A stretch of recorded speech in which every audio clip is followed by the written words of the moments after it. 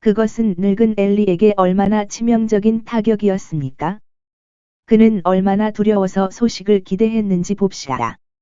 비록 늙고 눈이 멀고 무거웠지만 그는 이스라엘의 영광이 위태롭다고 생각할 때 자기 방을 지킬 수 없었고 첫 번째 예지를 받기 위해 길가에 몸을 맡겼습니다.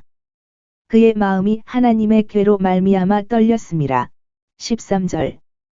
그의 신중한 생각은 만일 궤가 블레셋 사람의 손에 넘어지면 그 궤가 하나님에게 얼마나 큰 불명예가 되고 이스라엘에게 돌이킬 수 없는 손실이 될 것인지를 나타냈습니다.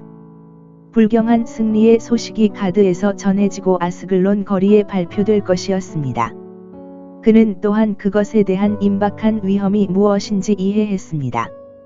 이스라엘은 법궤, 특히 그의 아들들, 를 몰수했고 블레셋 사람들은 그것을 노릴 것이었습니다. 그리고 이제 그가 하나님의 처소에 있는 원수를 보게 될 것이라는 위협이 그의 마음에 떠올랐다. 2장 32. 그리고 아마도 자신의 권위를 사용하여 궤를 진영으로 옮기는 것을 막지 않은 것에 대해 마음이 그를 책망했을 것입니다. 이 모든 것이 그를 떨게 했다. 모든 선한 사람들은 자신의 세속적 관심이나 관심보다 하나님의 교회의 관심을 더 마음에 두며 언제든지 위험에 처하면 그들을 위해 고통과 두려움을 느끼지 않을 수 없습니다.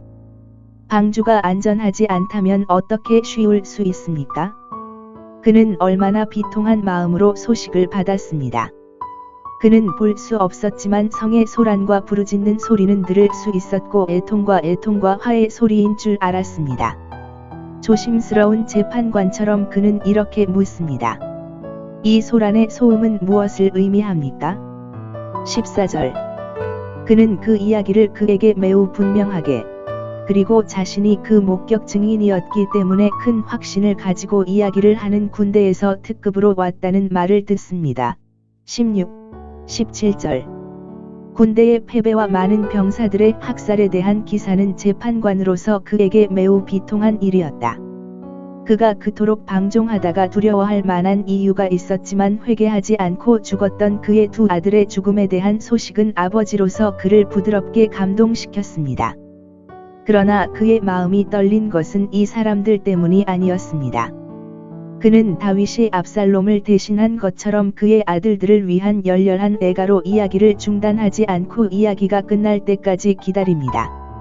그리고 만일 그가 그러나 하나님의 궤는 안전하고 우리가 그 집으로 가져오고 있습니다 라고 말할 수 있었다면 그것에 대한 기쁨이 다른 모든 재앙에 대한 슬픔을 극복했을 것입니다.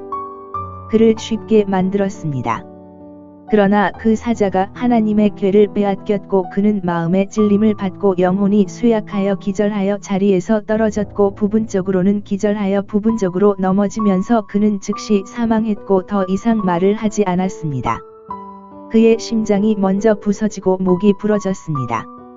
이스라엘의 대제사장이자 사사가 이같이 엎드러져 그의 무거운 머리가 100세 중 2세에 이같이 엎드러졌고 그가 이스라엘을 사사한 지 40년쯤 되었을 때에 그의 머리에서 면류관이 떨어졌으며 그의 해가 구름 아래서 이같이 지고 그가 탐닉했던 그의 아들들의 어리석음과 사악함이 마침내 그의 파멸이 되었다. 이와 같이 하나님께서는 때때로 다른 사람들이 듣고 두려워하고 경고하도록 하기 위해 자신을 그릇 행한 선한 사람들에게 이 생에서 그분의 불쾌하심의 표시를 두십니다. 사람은 비참하게 죽을 수도 있지만 영원히 죽지 않을 수도 있고 때 이른 종말이 올 수도 있지만 그 끝은 평화입니다. 라이트풋 박사는 엘리가 구원받지 못한 나귀의 죽음으로 목이 부러진 것을 관찰합니다. 그러나 엘리의 칭찬에 따라 그의 죽음은 궤를 잃은 것이지 그의 아들들을 죽인 것이 아님을 우리는 관찰해야 합니다.